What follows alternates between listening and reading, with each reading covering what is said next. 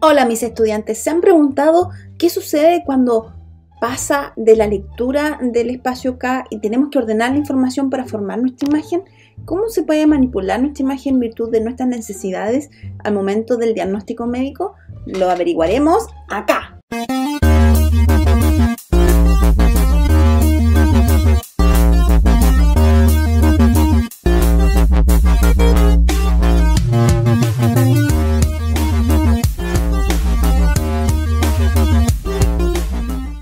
Para poder entender un poco de qué consiste este proceso de decodificación de la imagen en el espacio K, tenemos que entender en qué parte del proceso de adquisición de imagen estamos, ¿ya? Recuerden que el proceso de excitación viene de la mano contigua al proceso de relajación. Es en el proceso de relajación donde se inicia la codificación de señal. Esta codificación de señal se hace antes de que la información llegue a la antena, o sea, ya viene identificada, ya viene modulada, codificada, antes de que sea recepcionada por la antena receptora, ¿cierto? La codificación fase y frecuencia sucede justo en este momento, el punto inicial de arranque de la relajación prácticamente, hasta que se adquiere completamente el eco. Eso ya lo vimos en la clase de codificación de señal. Bien, ahora sabemos que el eco se recogió ya con estas diferenciaciones que son intrínsecas del propio eco, la recibió la antena, hizo una conversión a señal análoga, que es señal eléctrica, por la cual se va a transmitir por medio de los sistemas electrónicos, que es de nuestros elementos, hasta llegar al sistema de trabajo o la CPU gigante que tiene nuestro resonador, ¿cierto? Porque es mucha información la que tiene que trabajar. Entonces, esta información la tenemos que cuantificar. ¿Y cómo la cuantificamos? Mediante la conversión de esta señal que pasa de ser análoga a un espectro de frecuencia. Vamos a trabajar en el espectro de frecuencia de la onda bidimensional, que es la que finalmente la vamos a caracterizar en virtud de orden, de amplitud y de frecuencia en nuestro espacio K. ¿Qué es el espacio K? Es un conjunto de datos ordenados, los cuales van a estar formados por los valores digitalizados de los ecos que se adquirieron en el proceso de excitación-relajación y con los que se van a obtener finalmente la imagen. Como habíamos comentado anteriormente, este eco tiene que ser captado por las antenas y una vez que es recepcionado se da la conversión a una señal análoga, y esta señal análoga, cuando llega al sistema de computación, que es nuestra gran CPU, se vuelve a dar una conversión. ¿Para qué? Para trabajar en el espectro de la frecuencia. Estamos trabajando en el dominio de las frecuencias bidimensionales, ¿ya? Para ello, y como estamos trabajando en la modulación de la onda, vamos a trabajar con transformadas matemáticas que nos van a permitir cuantificar el espectro de información de estas ondas que vamos a caracterizar mediante las transformadas de Fourier. ¿Ya? Ustedes ya vieron las transformadas de Fourier en escáner, y en este caso lo que tienen por función las transformadas de Fourier es que permiten la descomposición de una señal en sus componentes, ya sea en fase como en frecuencia, y que nos van a permitir caracterizar y ordenar nuestro espacio K. ¿Ya? La combinación de estos diferentes datos de intensidad de la sinusoide de la onda bidimensional que vamos a estudiar en el espacio de frecuencia van a reconstruir finalmente la transformada inversa de Fourier, que es la que nosotros generamos la conversión del dominio espacial al dominio de la imagen, o el dominio. Bien, entonces lo importante de la transformada de Fourier es que nos va a permitir poder caracterizar los dominios del espectro de la onda bidimensional que nosotros vamos a crear en base a los ecos obtenidos, para poder trabajarla en virtud de matices, que en este caso son intensidades de contraste. Vamos a cuantificar el espectro de amplitud y el espectro de frecuencia para poder darle una valoración en escala de grises en nuestra imagen resultante, ¿ya? Recuerden que la imagen viene por una señal análoga, que es un sistema de corriente que está en el dominio real, que esa se transmite como un pulso de corriente por el cable que se comunica del resonador hasta nuestra CPU, y esta se va a caracterizar, como se visualiza en esa imagen, en virtud de la magnitud, ¿cierto? En virtud de las posibles frecuencias que nos podrían dar esos pulsos de corriente. Llegando a la CPU, se hace la conversión nuevamente para trabajar en el dominio de las frecuencias, ¿cierto? En el dominio de la onda, a través de la modulación matemática de la transformada Fourier. Dependiendo de qué tanta frecuencia tiene, qué tanta amplitud tiene esa información, se le va a cuantificar mediante la transformada de Fourier directa para poder darle una valoración por escala de grises, como se visualiza en la imagen. Bien, entonces el proceso del espacio K para finalmente llegar al sistema de orden que nosotros tenemos en este espacio de cuantificación de información pasa por varios pasos, ¿cierto? Que los vamos a ver con detalle. La gradiente, el primer paso que se obtiene es la gradiente de codificación de frecuencias, ¿cierto? El proceso de lectura, en donde vamos a recoger nuestro eco a través de la antena, ¿ya? Como recuerdan, cuando se adquiere la antena, el eco que se emitió desde el paciente va a transportarse hacia la CPU por un sistema de transporte análogo, que sería un pulso de corriente, ¿cierto? Como llega como un pulso de corriente, lo que se tiene que hacer es una demodulación. Esta demodulación se trabaja en virtud de cuáles son las características de este pulso de corriente que posteriormente van a pasar a un espectro de onda bidimensional, ¿ya? La demodulación es el proceso prácticamente de la conversión del sistema análogo al sistema de frecuencia y considera además todos los espectros que estaban en el pulso de radiofrecuencia central. O sea, nuestro pulso de radiofrecuencia central va a ser nuestro pulso mayoritario, donde tiene mayor fuerza a nivel energético, pero también tenemos el espectro de ancho de banda, que es el espectro de frecuencia de los protones también, que entraron en resonancia por las diferencias del entorno bioquímico. Esta demodulación lo que hace es cuantificarla y ordenarla en virtud de cuáles fueron las frecuencias que se trabajaron y cuáles realmente van a entrar. Bien, una vez que yo ya hice este primer orden, en el fondo de codificar, así como empezar ya a hacer el primer orden, pasamos a la función delta. La función delta es el proceso en el cual yo cuantifico mi umbral de energía. Eso quiere decir que ya ordené toda mi información, está toda reservada como en un saco de información, pero hay señales que no me van a servir porque son señales parásitas, porque justo a lo mejor el pulso de radiofrecuencia que excitó un segmento del cráneo, justo ese pulso también calzó con señal del tórax, que había un par de protones que calzaban también en frecuencia y puede que existan frecuencias parásitas. La diferencia está que esas señales son más débiles y para ello vamos a disponer un umbral mínimo que me diga, ya, de aquí para arriba vamos a trabajar con todos los espectros de frecuencia, de aquí para abajo son señales que no van a servir en mi imagen, ¿cierto?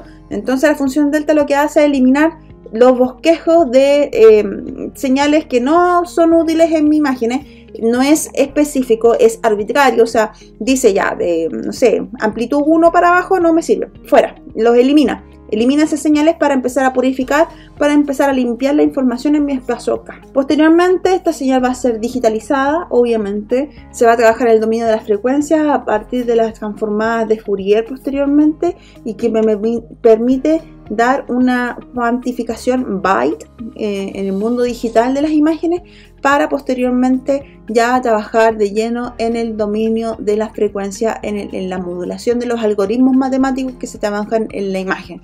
Bien, entonces el espacio K se va llenando casi en el simultáneo, o sea, todos estos procesos que se van explicando de manera separada, casi no existe esto de separación, sino que pasan de manera casi simultánea. La gran mayoría de estos procesos que van orden por orden van pasando en un rango de tiempo muy acotado, casi simultáneo, como les digo. Entonces, a medida de cuando yo estoy excitando un tejido, yo dependo directamente de mi matriz, porque dependiendo de qué tan grande son o qué tantas son las líneas del espacio K y qué tantas son las columnas de mi espacio K, o sea, qué tan grande es mi matriz de fase y qué tan grande es mi matriz de frecuencia, yo me voy a demorar más tiempo o menos tiempo en codificar esa información, ese corte, ya sea bidimensional o tridimensional, ¿ya? Lo importante de esto, chicos, es que cuando yo codifico tengo que tener conciencia de que si voy a computar una matriz grande, eso implica mayor tiempo, mayor SAR y mayor excitación entre líneas del espacio K.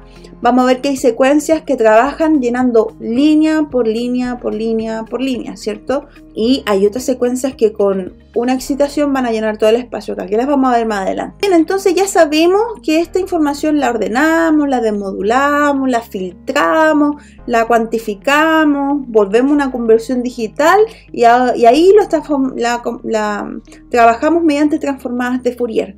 Entonces nosotros vamos a trabajar principalmente en el dominio de la frecuencia, ¿cierto? Y el dominio de la frecuencia tiene dos grandes valoraciones que son relevantes en el mundo de la resonancia magnética, que es la amplitud y la frecuencia. Dependiendo de esta característica es que voy a trabajar en mi imagen, si mayor potenciación en la resolución espacial o mayor resolución del contraste, ¿ya? Haciendo que yo como operador y dependiendo de las características físicas de mi secuencia, yo las voy a potenciar más en contraste o más en el espacial, ¿ya? E inclusive me puedo ahorrar tiempo, que lo vamos a ver más adelante. Las frecuencias bajas, las que tienen una longitud de onda mucho más larga, en general son más lentas, o sea, avanzan más distancia, pero su longitud de onda es mucho más amplio, ¿cierto? Por ende, el espacio entre un valle y el otro valle es muy, muy largo, ¿cierto? Por ende, no podemos hacer caracterización de cuerpos muy juntos entre sí.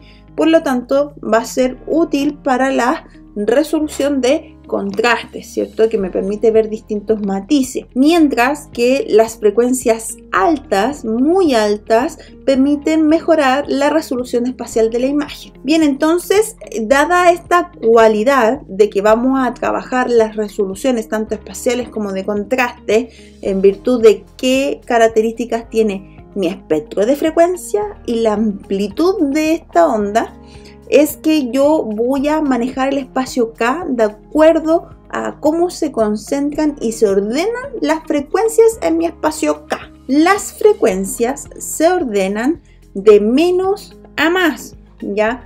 Por ende, aquí tenemos una matriz de 320, eso significa que yo tengo 320, 310, 300, 200 y llegamos al punto del eje X donde vamos a estar en el 0.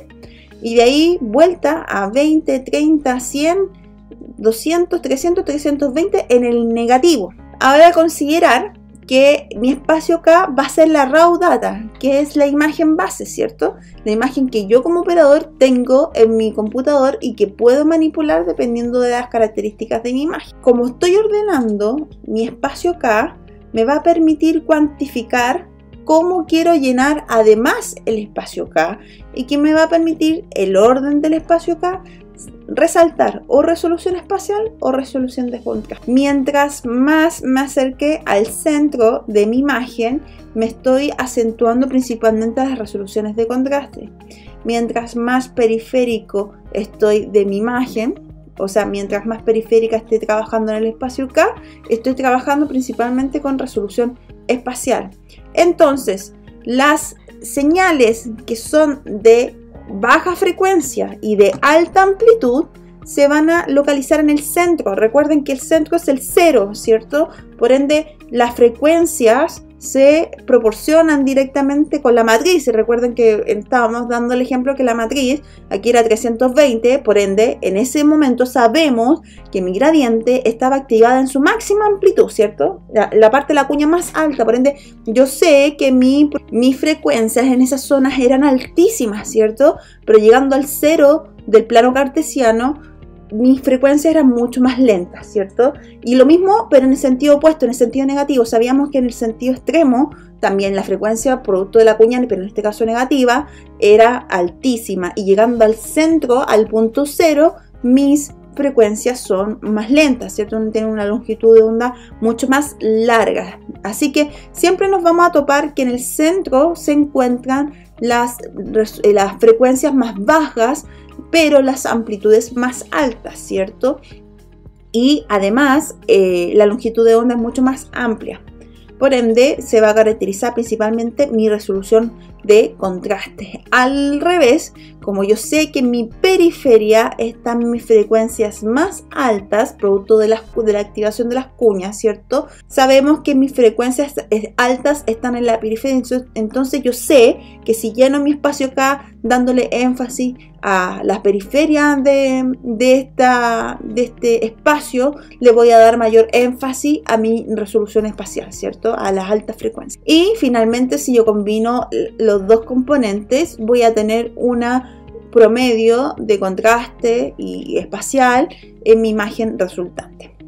Ahora podemos entender entonces este monito que a medida que yo voy haciendo el ejercicio de trabajar y moverme en la modulación de las ondas de la frecuencia, sé que si me muevo más en la periferia, mis espectros de frecuencia van a ser más altos, pero a medida que yo me acerco al centro del espacio K, se hace mucho más lento mis frecuencias, la longitud de onda es mucho más amplia. Lo mismo acá, si yo me voy acercando y voy dejando solamente las señales del centro, voy a tener muy acentuada la resolución de contraste. Si yo trabajo desde un extremo hasta el otro extremo del espacio K, va a pasar lo mismo. O sea, pues primero voy a empezar a ver todas las señales altas de frecuencia de mi imagen, y a medida que voy completando el espacio K, se van acentuando también las frecuencias que dan dominio a la resolución de contraste. Habíamos dicho que teníamos que llenar línea por línea del espacio K, dependiendo de cuánto mida mi matriz. Podemos ahorrarnos tiempo mediante la cuantificación matemática que nos permite las transformadas. No la transformada de Fourier exactamente, pero modulaciones de cuantificación matemática nos permiten duplicar información de manera digital. Este proceso de duplicación de información digital se llama simetría especular, simetría conjugada o simetría hermitiana, ¿ya? Estas formas de codificar del espacio K me permiten ahorrarme tiempo, porque en vez de llenar las 300 líneas voy a llenar, no sé, 200, el 70% del espacio K, que al menos tiene que llenarse el 70% del espacio K de manera real, quizás señales reales, fidedignas, para poder asegurar que esas imágenes no sean falseadas, ¿cierto? Y el resto, el 30% o el 20% que ustedes quieran cuantificar, lo podemos cuantificar por medio de duplicación de información. ¿Qué es lo interesante de esta duplicación de la información? Es que siempre va a ser en forma de espejo, ¿ya? Eso quiere decir que el voxel de un segmento de coordenada se va a duplicar en forma espejo de manera opuesta al contrapunto del voxel de la coordenada. O sea, si se va a duplicar en el positivo, la contraparte en espejo se va a duplicar en la coordenada opuesta en sentido negativo, como se esquematizan en la imagen, ¿cierto? La ventaja es que nos ahorramos mucho tiempo, ¿cierto? Bien, hay dos formas de poder hacer simetría especular: el nexo fraccionado y el ecofraccionado. ¿Ya? El nexo fraccionado es el llenar línea por línea hasta cierto nivel, pasadito del umbral de la coordenada 0, ¿cierto? Y pasado ese punto, llegando a mi 70%, y el resto de la información la puedo cuantificar desde la señal real que está arriba, ¿cierto? Y la puedo multiplicar digitalmente en lo que me falta para llenar el espacio K, ¿cierto? En el fondo son señales falsas en el sentido que son digitales, no es una información que le emitió el paciente, ¿cierto? O sea que hay que tener un poco de cuidado también, porque podemos llegar a falsear mucha información. Y tenemos los ecofraccionados, que se dan en el dominio de las frecuencias, ¿cierto? En la matriz de la frecuencia. La diferencia está que la matriz de frecuencia de un eco menor a un eco mayor cuando llega a la coordenada 0 en la vertical, ¿cierto? Y después vuelve el eco al mínimo. Entonces, si nosotros codificamos en virtud del eco, en el fondo vamos a cortar parte importante de los ecos que nosotros adquirimos, y ahí es más peligroso, ¿ya? La gran mayoría de las secuencias trabajan con nexo fraccionados, porque tú no pierdes el eco real. En el eco fraccionado tú pierdes el eco real y lo puedes falsear, y puede ser una mala falsificación digital, o sea, no una mala falsificación, una mala duplicación digital de la información real, ¿cierto? Porque el eco no es real, no está terminado completamente, no así el nexo fraccionado.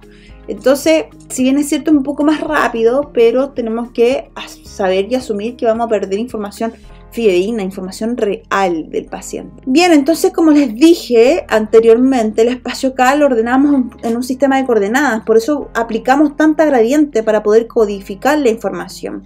La cuantificación de los dominios también la vamos a trabajar en las matrices que ya hemos dispuesto, como DIN fase y DIN frecuencia, en el fondo para trabajar entre el dominio de frecuencias y el dominio espacial. Ahí nos vamos a mover a través de las transformadas de Fourier y vamos a ver que podemos trabajar todo o en el dominio de la frecuencia y pasar a la imagen, o apenas tengamos la información ordenada pasamos a imagen y la cuantificamos y la reordenamos sobre la misma imagen, ¿cierto?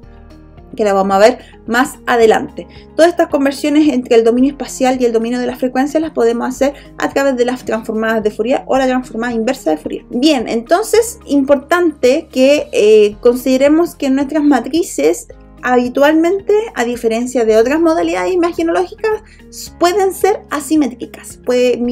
Mi voxel no necesariamente puede ser isométrico, a menos que quiera una imagen que pueda reconstruirla en otros planos, como las imágenes tridimensionales, ¿cierto?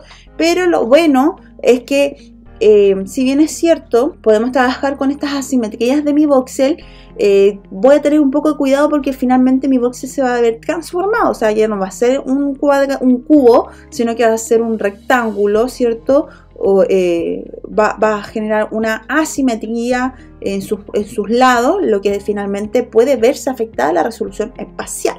Así que habitualmente se trabajan con matrices de fase alta, pero las matrices de frecuencia más baja, porque a mí más que ver el eco en virtud de la frecuencia, porque eso es lo que vemos en la matriz de frecuencia, el eco que nosotros vamos a adquirir, qué tan específica es la señal de eco que yo recibo.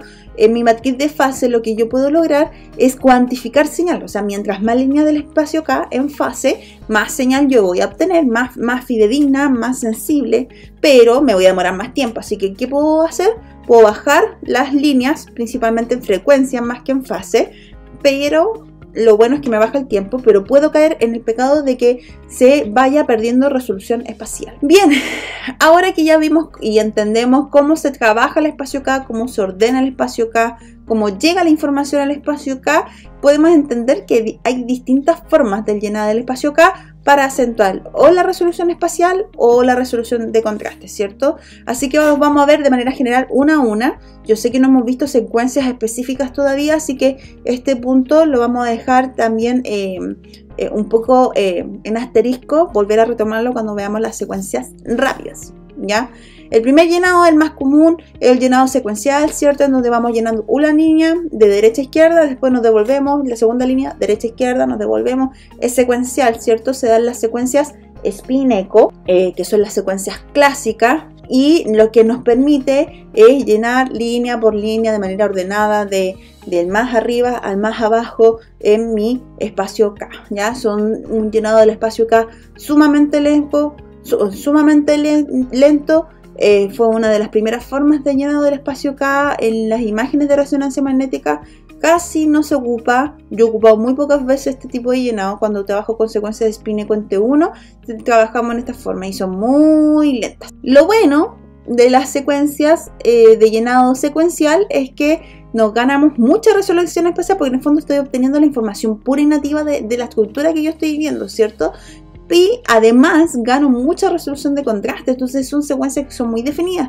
¿Dónde trabajo habitualmente estas secuencias en este tipo de llenado? Cuando quiero hacer, por ejemplo, rodilla y quiero ver fracturas trabeculares, como son muy sensibles a resolución espacial y contraste, me doy mi tiempo para tomar una secuencia spin-echo. Yo sé que la spin-echo de fábrica no es que yo pueda elegir la forma del espacio K, o sea, las secuencias vienen predeterminadas según su característica física para disponerse el llenado en una característica en particular, que son las que vamos a ver ahora, ¿ya? Las secuencias spin-echo sí o sí llenan en secuencial. Tienen factores aceleradores dependiendo de la antena que nosotros vamos a ocupar, pero en general todas, indistintamente si tienen factor de aceleración, pueden llenar en secuencial, única y exclusivamente en secuencial. Salen muy lindas las imágenes con mucho detalle en resolución espacial y contraste, así que son útiles, pero no siempre, porque las desventajas son muy lentas. Otra forma que tenemos de llenado en el espacio K es el llenado secuencial, pero con scrolling. No se ocupan mucho y lo que hacen principalmente es que llenan primero el centro, van llenando secuencial desde el centro, no parten desde arriba, parten desde la coordenada 0, 0.0, empiezan a llenar hacia abajo. Y una vez que pasan hacia abajo, vuelven hacia arriba y terminan de llenar hasta llegar a la coordenada 0 del espacio K. Ahora, no se ocupan mucho, no son muchas las secuencias que tienen este tipo de llenado. Solamente se las menciono para que ustedes las conozcan, por si llegan a ver alguna secuencia de las antiguas, porque ya no se da mucho esta forma de llenar el espacio K, de las antiguas que puedan llenar este tipo de scrolling, pero potencian principalmente en resolución de contraste. Esta sí, se da mucho, el llenado segmentado. El llenado segmentado se da habitualmente en secuencias que son más rápidas, que tienen múltiples pulsos de refase, como las secuencias turbo-espineco, y que con múltiples pulsos voy a llenar múltiples líneas de manera paralela, ¿ya? Si yo tengo 3 ecos, 3 líneas del espacio K. Si yo tengo 6 ecos, 6 líneas del espacio K. ¿Qué secuencias trabajan ahí? Habitualmente la secuencia turbo-espineco o la secuencia single shot, que no quiero que se mareen ahora, pero son secuencias muy rápidas que tienen por objetivo, en vez de tener un solo pulso de 180, van a tener múltiples pulsos de 180, y eso permite que mientras más pulsos de 180 refasadores se vayan llenando más líneas del espacio K. ¿Ya? Estas formas son formas muy rápidas, van llenando de manera segmentada, o sea, en orden arbitrario, perdón, en orden estipulado previamente según las características de la matriz, ¿ya? Estas en general no es que den mayor potencia en una sobre otra, la gran mayoría de las veces dan una relación proporcional entre la resolución de contraste y la resolución espacial. Bien, así que si se fijan, esta imagen, a la diferencia de otra, ya como que perdemos levemente un poquito de resolución espacial, pero es porque estoy ganando más eco, pierdo tiempo, o sea, no pierdo tiempo, gano en tiempo, pero se ve levemente menor en espacial, en resolución espacial, que resolución de contraste, pero se ven con harto detalle. Son las secuencias que más se ocupan, las turbo-espineco, las single shot, dependiendo del segmento que estemos estudiando, trabajan con esta forma de llenado del espacio K. Así que cuando ustedes van adquiriendo, les van a saliendo múltiples imágenes, les sale la 1, 3, 5, 7, 9, porque se van adquiriendo de manera paralela las formas de llenado del espacio K. No es secuencial, no es 1 a 1, son 5 es a 1, en el fondo son 5 líneas, 5 ecos al mismo tiempo, por cada tiempo de repetición, 5 es a 1. 5 ecos por cada tiempo de repetición. Bien, tenemos el llenado single shot. El llenado single shot es un llenado en zigzag. Se ocupan las secuencias difusión habitualmente, o entre otras secuencias que se ocupan en menos, pero la gran secuencia que ocupa este llenado es en difusión, que es una secuencia avanzada de características metabólicas, fisiológicas. Y lo que tiene este llenado del espacio K es que es en zigzag, va de derecha a izquierda, después baja, izquierda a derecha, derecha a izquierda, izquierda a derecha. En el fondo no pierde tiempo devolviéndose hacia un lado, sino que optimiza la lectura de derecha a izquierda, izquierda a derecha, derecha a izquierda, y así va. Entonces lo que gana principalmente es en resolución de contraste más que en resolución espacial, estamos claros. Y es muy rápida, muy rápida. Desventaja es que esta forma de llenado de espacio K, como va perdiendo un porcentaje de información, se genera mayor sensibilidad a las susceptibilidades de interfase de materia o de entornos de intensidades de materias muy fuertes, como presencia de metales, por ejemplo. Entonces, si bien ahorra tiempo, trabaja súper rápido, pero también tenemos que entender y saber las desventajas que tienen estas formas de llenado del espacio K, y que las vamos a ver con detalles en las secuencias avanzadas. Bien, acá tenemos un ejemplo, que esta es una secuencia en forma de EPI, en forma de llenado de EPI, y si se fijan, a diferencia de las otras imágenes que vimos anteriormente, ya no tienen tanta resolución espacial, se ve como bien feíta. Sí ganan en contraste, ¿cierto? Se ven bien acentuados los procesos, en este caso en un proceso edematoso. Bien, otra de las formas de llenado del espacio K, que es una forma de llenado concéntrica, en donde se va alternando el llenado del espacio K, en donde vamos a dar una concentración de la información hacia el centro del espacio K. Primero se llena desde el centro y luego desde la periferia. ¿Y dónde se aplica? En secuencias donde yo necesito principalmente interfaces de contraste muy bruscas, como las imágenes radiales colangio, como los estudios de mielografía en resonancia, secuencias propoler, que es una forma de llenado del espacio K, que es bastante ordenada y que nos permite corregir mucho las distorsiones por movimiento, las distorsiones por interfase de contraste. Acá tenemos, si bien es cierto, nuestra imagen colangio tenemos una viabilidad bastante dilatada, pero lo importante es que aquí ya no ganamos tanto en resolución espacial, pero si se fijan, se ve muy acentuada la resolución de contraste. Acá tenemos un estudio de mielografía por resonancia, en donde también estoy viendo la zona del saco tecal, y si se fijan, el saco tecal se ve completamente hiperintenso a diferencia del resto de las estructuras, acentúa mucho la resolución de contraste, la diferencia de intensidades entre tejidos. Tenemos la forma de llenado del espacio acá en forma de espiral, esto se ocupa mucho en las imágenes geográficas, porque lo que quiero resaltar es la resolución espacial y resolución de contraste según sea el orden, ¿cierto? Si bien es cierto, ganan en espacial, pero su concentración de información, de la amplitud de la información, se va a dar más hacia el centro. Así que ganamos en espacial, pero se acentúa mucho más por las características de las secuencias también en el contraste. Así que si se fijan, podemos ver detalles anatómicos de la sensibilidad de los vasos, sobre todo de los vasos periféricos, pero acentúan principalmente en el vaso, que se ve hiperintenso, y el resto de los tejidos adyacentes, que se ve hipointenso, ¿cierto? Ganamos mucho en contraste también. Bien, espero que te haya gustado esta clase. También es algo compleja, así que te invito a que juntes tus dudas y las podamos resolver en las actividades sincrónicas. Que estés muy bien, nos vemos.